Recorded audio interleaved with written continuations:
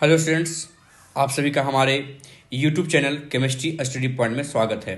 आज के वीडियो में हम बात करेंगे कि किस प्रकार से हम बोर्ड को क्लियरिफाई कर सकते हैं, बेहतर मार्क्स ला सकते हैं। उसके लिए हम कुछ वीवीआई क्वेश्चन आपके सामने रख रहे हैं, है ना। उस वीवीआई क्वेश्चन को देखेंगे। तो आज हम जो वीवीआई क्वेश्चन को लिए हैं वो दो चैप्टर से लिए हैं, the solid state and solution, यानी कि ठोस अवस्था और विलयन से।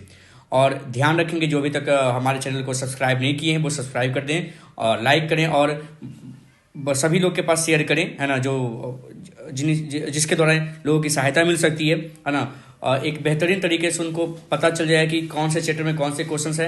यदि उस पर वो फोकस कर लेते हैं तो अच्छे मार्क्स को ऑब्टेन कर सकते हैं। ओके, तो चलिए शुरुआत करते हैं द सॉलिड स्टेट के लघु उत्तरीय प्रश्न से। ओके, तो पहला क्वेश्चन हमारे पास है कि यफ केंद्र क्या है ना।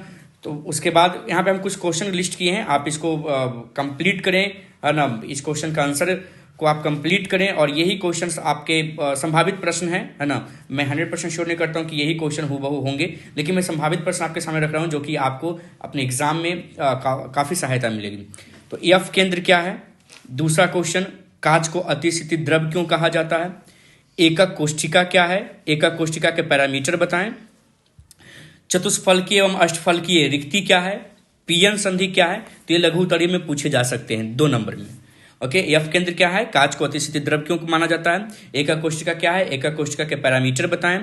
चतुष्फलकीय एवं अष्टफलकीय रिक्ति क्या है, पीएन संधि क्या है। उसके बाद अंतर की बात करें तो इसमें से अंतर में से कुछ आपसे पूछे जा सकते हैं, जिसे क्रिस्टलीय एवं अक्रिस्टलीय में अंतर बताएं। एन प्रकार एवं पी प्रकार के अर्धचालक में अंतर बताएं। क्रिस्टल जालक एवं एकक कोष्ठिका में अंतर बताएं।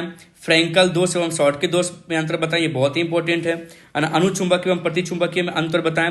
अंतराकाशी एवं रिक्तिका दोष में अंतर बताएं, ये भी बहुत इंपॉर्टेंट है ना। विषम लंबांश और षटकोणीय में अंतर बताएं, ये भी क्वेश्चन आपका पूछा हुआ है ना। और उसके बाद ये लघु उत्तरीय में ये आ सकते हैं। और ध्यान देंगे क्रिस्टलीय अक्रिस्टलीय हो सकता है, मैं भी 5 नंबर में पूछ सकते हैं। 5 पॉइंट मेंशन कर देते हैं तो ये 5 नंबर आपको मिल जाएंगे। तो ये लघु उत्तरीय में भी पूछा जा सकता है, दीर्घ उत्तरीय में पूछा जा सकता है। यदि दीर्घ उत्तरीय में पूछ रहा है तो आपको 5 पॉइंट मेंशन करना पड़ेगा। उसके बाद एक और क्वेश्चन की बात करें, इसमें तो जालक बिंदु से आप क्या समझते हैं, है ना।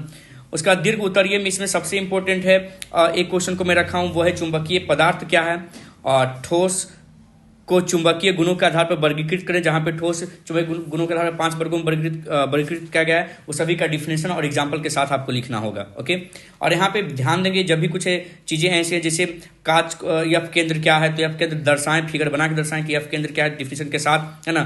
चतुष्फलकीय और अष्टफलकीय रिक्ति क्या है, डिफिनेशन लिखें तो थोड़ा सा चतुष्फलकीय अष्टफलकीय रिक्ति को का फिगर भी वहाँ पे ड्रा कर दें, तो बहुत इंपॉर्टेंट। तो ये थोड़ा सा एक अट्रैक्टिव पॉइंट हो जाता है। ओके, तो यहाँ पे ठोस अवस्था में दीर्घ उत्तरीय में मात्र आपको एक क्वेश्चन रखे हैं, चुंबकीय पदार्थ क्या है, ठोस को चुंबकीय गुणों के आधार पर वर्गीकृत करें।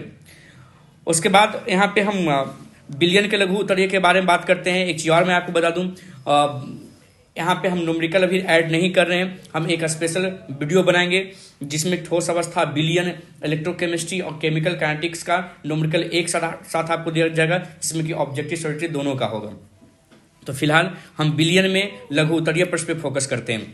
निम्न को परिभाषित करें, आपको कोई भी परिभाषा पूछा जा सकता है। अर्धपारगम झिल्ली क्या है, सेमी परमेबल मेम्ब्रेन। समप्रासरी विलयन क्या है, प्रासरण क्या है, प्रासरण दाब क्या है, प्रतिलोम प्रासरण क्या है और मोल प्रभाज क्या है। ये आपको डिफिनेशन के रूप में पूछे जा सकते हैं। यदि अंतर की बात करें तो इसमें अंतर में 2 चीज है, मोलरता एवं मोललता में अंतर बताए, बहुत इंपॉर्टेंट है। ये आपका ऑलरेडी क्वेश्चन पूछा हुआ है बिहार बोर्ड में। आदर्श विलयन एवं अनादर्श विलयन में, यानी कि ideal and non ideal solution में आप अंतर बताएं। उसके बाद यदि हम बात करें तो हेनरी का नियम क्या है, हेनरी के नियम का अनुप्रयोग बताएं। रॉल्ट का नियम क्या है, द्रव विलयनों के पास दाब के लिए रॉल्ट के नियम का व्यंजक प्राप्त करें। उसके बाद यदि हम बात करें तो रॉल्ट का नियम हेनरी के नियम की एक विशेष स्थिति है, कैसे, है ना, ये क्वेश्चन पूछा जा सकता है। अस्थिर क्वाथी मिश्रण क्या है, इसका प्रकार बताएं। तो आप जब अस्थिर क्वाथी मिश्रण का प्रकार बताएंगे तो उदाहरण भी आप रखिएगा वहां पे। असमान मूल द्रव्यमान से आप क्या समझते हैं, असमान मूल द्रव्यमान कब होता है, इसके बारे में आप चर्चा करेंगे। जैसे वियोजन और संयोजन होता है तब वहां पे असमान मूल द्रव्यमान होता है। नॉर्मलता क्या है, इसके मात्रक को बताएं। अनुसंख गुणधर्म क्या है, इसके प्रकार बताएं। कोलिगेटिव प्रॉपर्टी अनुसंख गुणधर्म, है ना, नॉर्मलता, नॉर्मलिटी। वान टॉप गुणक क्या है, वान टॉप फैक्टर क्या है, तो इसके बारे में आप बताएंगे। तो ये सॉल्यूशन से संबंधित लघु उत्तरीय प्रश्न हुए। उसके बाद हम दीर्घ उत्तरीय प्रश्न के बारे में बात करते हैं। तो यहाँ पे हम दीर्घ उत्तरीय प्रश्न में आपको बात करते हैं एक क्वेश्चन को लेकर के, जो कि कई मतलब इसमें से कोई भी पूछा जा सकता है। जैसे क्वथनांक उन्नयन क्या है, रॉल्ट के नियम से क्वथनांक उन्नयन का व्यंजक प्राप्त करें एवं मोल द्रव्यमान ज्ञात करें। हिमांक का अवनमन क्या है, रॉल्ट के नियम से हिमांक अवनमन का व्यंजक प्राप्त करें एवं मोल द्रव्यमान ज्ञात करें। या तो क्वेश्चन पूछ सकता है बाष्प दाब का अपेक्षिक अवनमन क्या है, रॉल्ट के नियम से बाष्प दाब का अपेक्षिक अवनमन का व्यंजक प्राप्त करें। तो ये तीनों में से कोई एक व्यंजक पूछ सकता है, कोई एक कॉलिगेटिव प्रॉपर्टी पूछ सकता है। एक प्राशन दाब भी है, लेकिन ये तीनों को हम फ्रंट पे रखें।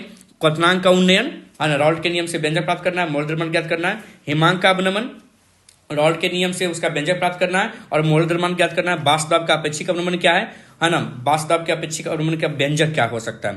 तो ये हम सॉल्यूशन में बिलियन में दीर्घ उत्तरीय में ये रखें, है ना। तो यहाँ पे हम आपको ठोस अवस्था और बिलियन के लघु उत्तरीय एवं दीर्घ उत्तरीय के क्वेश्चन को हम आपके सामने रखें। फिर से आप देख लें तो आपको यहाँ पे हम लघु उत्तरीय में मात्र आपको 7 क्वेश्चन रखे हैं। इसमें ठोस में देखा जाए, है ना, तो 6 और ये 7 क्वेश्चन रखे हैं। दीर्घ उत्तरीय मात्र हम 1 क्वेश्चन को रखे हैं सामने। बिलियन में देखा जाए तो यहाँ पे लगभग हम 10 क्वेश्चन रखे हैं। दीर्घ उत्तरीय में देखा जाए तो आपको मात्र 1 क्वेश्चन रखे हैं। इस एक क्वेश्चन में आप ध्यान रखेंगे 3 चीज शामिल है, ये तीनों में से कोई भी एक पूछा जा सकता है आपसे। अब हम ऑब्जेक्टिव क्वेश्चन वस्तुनिष्ठ प्रश्न की बारे में बात करते हैं, सॉलिड स्टेट और सॉल्यूशन से लेकर के। तो वस्तुनिष्ठ प्रश्न यानी कि ऑब्जेक्टिव क्वेश्चन, पहले हम बात करते हैं सॉलिड स्टेट से। आपका क्वेश्चन हो सकता है कि हीरा में कार्बन का प्रसंकरण क्या है, तो ऑप्शन कुछ भी हो सकते हैं, उसका आंसर होगा sp3। ग्रेफाइट में कार्बन का प्रसंकरण क्या है, तो ऑप्शन तो 4 रहेंगे, उस 4 में से एक रहेगा sp2। तो sp2 पे टिक कर लेना है, मतलब उसको मतलब जो ऑप्शन रहेगा उसको हम लोग फिल कर लेंगे, है ना, रंग लेंगे।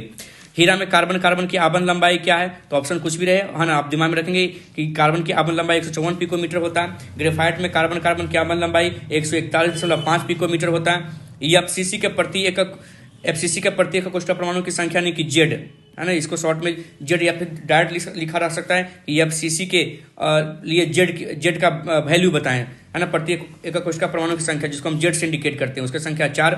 बीसीसी के लिए प्रति एकक कोशिका परमाणु संख्या 2। एससी 3D एससी, है ना, 3D एससी के लिए प्रति एकक कोशिका परमाणु की संख्या 1। 3D एससी का उप सह संयोजन संख्या 6, है ना। 3D एससीपी का उप सहसंयोजन संख्या 12। सीसीपी या एफसीसी का उप सहसंयोजन संख्या 12, है ना।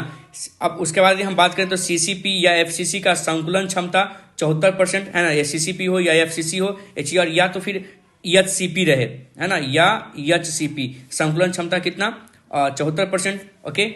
बीसीसी का संकुलन क्षमता 68%। एससी का संकुलन क्षमता, है ना, यानी कि पैकिंग इफिशियंसी 52%, 52%। इसी क्वेश्चन को उल्टा करके आपसे पूछा जा सकता है मे बी कि सीसीपी या एफसीसी या एससीपी कोई भी हो, है ना, उसमें कितना प्रतिशत स्थान खाली होता है ना। तो यहाँ पे आपके पास कितना होता है, 26% स्थान खाली होते हैं, राइट। तो यहाँ पे मैं आपको क्वेश्चन दिया हूँ संकुलन क्षमता कितना होता है, तो इसी को उल्टा करके पूछा जा सकता है। तो ऐसा नहीं कि आप उसमें कंफ्यूज हो जाएं, है ना। तो यदि उल्टा करके पूछ दे कि कितना खाली जगह रहेगा, तो 100 में से 74 घटा देंगे, तो बाकी जो बचेगा यानी कि 26% खाली स्थान रहेगा, है ना। बीसीसी में 32% रहेगा और इसमें 48% रहेगा। एससी के लिए परमाणविक त्रिज्या यानी कि simple cubic 3D simple cubic के लिए परमाणु त्रिज्या आर का वैल्यू होता है a/2। बीसीसी के लिए होता है r = √3a/4 और एफसीसी के लिए होता है r = a/2 है ना। उसके बाद यहाँ पे कुछ हम एक्स्ट्रा पार्ट रख रहे हैं जिसको जहाँ से ऑब्जेक्टिव क्वेश्चन को उठाया जा सकता है, वह फ्रैंकल एवं शॉर्ट की दोष दर्शाने वाले ठोस कौन होते हैं। कौन सा ठोस है, आयनिक ठोस है जिसमें फ्रैंकल और शॉर्ट के दोनों दोष होता है, तो वो है AgBr। फ्रैंकल दोष दर्शाने वाले ठोस, सिर्फ फ्रैंकल दोष दर्शाने वाले, तो ZnS AgCl AgBr AgI। AgBr फिर मैं बता दूं ये फ्रैंकल शॉर्ट के दोनों दर्शाएगा। शॉर्ट के दोष दर्शाने वाले ठोस है NaCl KCl CSCl AgBr। 3D SCP दर्शाने वाले धातु कौन है, Mg Zn Cd Sc Tc, है ना, OS। सीसीपी को और एफसीसी को दर्शाने वाले धातु कौन है, Cu Ag CO यहाँ पे कोबाल्ट, है ना, निकेल प्लेडियम। ब्रेवो जालक की संख्या 14। आध एकक कोशिका में कितने तंत्र होते हैं, तो 7 तंत्र होते हैं, है ना। क्रिस्टलीय ठोस कौन है, देखिए यहाँ पे ऑब्जेक्टिव क्वेश्चन हो सकता है कि इनसे कौन रवादार या कौन सा क्रिस्टलीय ठोस है, तो इसमें से कोई भी ऑप्शन एक रहे तो समझिए क्रिस्टलीय ठोस है। ज्यादातर ऑप्शन इसी से दिया जाएगा आपको। अक्रिस्टलीय ठोस कौन है, तो ये ऑप्शन में से कोई भी हो सकता है एक ठो, तो वो अक्रिस्टलीय ठोस के उदाहरण होंगे, है ना। उसके बाद ही हम बात करें बिलियन का ऑब्जेक्टिव क्वेश्चन, तो शुद्ध जल की मोलरता कितना, तो 55.55। ताप द्वारा प्रभावित नहीं होता है, कौन नहीं होता? तो मोललता और मोल प्रभावित दोनों प्रभावित नहीं होता। अनुषंग गुणधर्म निम्न से कौन है, या क्वेश्चन पूछ सकता है अनुषंग गुणधर्म कौन निम्न से कौन नहीं है। तो अनुषंग गुणधर्म कौन है ये जान लीजिए, वाष्प का अपेक्षिक अवनमन, क्वथनांक का उन्नयन, हिमांक का अवनमन और प्राशन दाब, ये चारों का चारों अनुषंग गुणधर्म। इसी क्वेश्चन को उल्टा करके पूछ सकता है कि इनमें से कौन सा अनुषंग गुणधर्म नहीं है ना। इस चारों में के अलावे कोई यदि दूसरा रह गया तो समझिए कि अनुषंग गुणधर्म नहीं है। HCl या एवं H2O का स्थिर क्वाथी मिश्रण में HCl की प्रतिशतता कितना, 20.2% है ना। ये क्वेश्चन आपको बिहार बोर्ड में पूछा हुआ है। H3PO4 की 1 m बिलियन की नॉर्मलता क्या 3n है ना। क्रायोस्कोपिक स्थिरांक कहिए, या मोलर अवनमन स्थिरांक कहिए, या एक हिमांक अवनमन स्थिरांक की इकाई, ये तीनों में से कोई भी कहिए है ना। तो उसकी इकाई क्या है, केल्विन केजी पर मोल। तो क्रायोस्कोपिक स्थिरांक या मोलर अवनमन स्थिरांक या हिमांक अवनमन स्थिरांक एक ही चीज है। उसके बाद यदि हम बात करें क्वथनांक उन्नयन स्थिरांक या मोलर उन्नयन स्थिरांक है ना, कि इकाई क्या होगा, तो केल्विन केजी पर मोल है ना। तो यानी कि ध्यान देंगे ये क्रायोस्कोपिक स्थिरांक या फिर मोलर उन्नयन स्थिरांक है ना, ये दोनों का इकाई देखा जाए तो केल्विन केजी पर मोल ही है। फिर से मैं यहाँ बात कर दूं, क्रायोस्कोपिक स्थिरांक रह सकता है या इसके जगह पे रह सकता है मोलर अवनमन स्थिरांक या हिमांक अवनमन स्थिरांक, तीनों एक ही चीज है। उसके बाद ये हम बात करें इसमें क्वथनांक उन्नयन स्थिरांक एवं मोलर उन्नयन स्थिरांक है ना, ये दोनों एक ही चीज है। यहाँ पे दोनों क्वेश्चन को मिला के देखें तो दोनों क्वेश्चन की इकाई सेम है, केल्विन केजी पर मोल। और भी हम बात करें बिलियन के ऑब्जेक्टिव क्वेश्चन, नोमरिकल की बात करें तो नोमरिकल जो भी होंगे ऑब्जेक्टिव सब्जेक्टिव है ना, सॉलिड स्टेट और सॉल्यूशन दोनों का मैं नोमरिकल दोनों के 4 चैप्टर हैं जिसमें कि नोमरिकल है आपके सॉलिड स्टेट। उसके बाद यदि हम बात करें सॉल्यूशन, इलेक्ट्रोकेमिस्ट्री और केमिकल काइनेटिक्स, तो ये सभी का नोमरिकल ऑब्जेक्टिव सॉलिड एक साथ मैं आपको वीडियो बना के दे दूंगा। और अभी तक जो हमारे चैनल को सब्सक्राइब नहीं किए हैं वो चैनल को सब्सक्राइब करें। बिहार बोर्ड से संबंधित जो भी क्वेश्चंस भी आए होंगे सभी चैप्टर का प्रत्येक दिन मैं आपको अपलोड करते चले जाऊंगा अपने यूट्यूब चैनल पे। आप सभी को शेयर करें, लाइक करें और आप अधिक से अधिक सब्सक्राइब करें। और प्रत्येक दिन मैं आपको कुछ ना कुछ VVI क्वेश्चन देते चला जाऊंगा। एक यहाँ पे हम क्वेश्चन ऐड करते हैं, एक है सॉलिड स्टेट में उपसह संयोजन संख्या क्या है। उपसह संयोजन संख्या क्या है। ऑलरेडी ये क्वेश्चन कोऑर्डिनेशन कंपाउंड में भी है और यहाँ भी है। तो यहाँ पे जनरली होता है कि कोई ठोस गोला जितने गोले से घिरे होते हैं वो उपसहसरण संख्या कहलाते हैं। कोऑर्डिनेशन कंपाउंड में हो जाता है कि जब कोई सेंट्रल एटम केंद्रीय धातु परमाणु जो होते हैं है ना, जितने लिगैंड एटम मतलब जितने डोनर एटम से जुड़े होते हैं वही उसके कोऑर्डिनेशन नंबर होते हैं। तो दोनों जगह डिफिनेशन अलग होगा। ये हम क्वेश्चन यहाँ पे सॉलिड स्टेट के लिए लिखा रहा हूँ, उपसह संयोजन संख्या क्या है।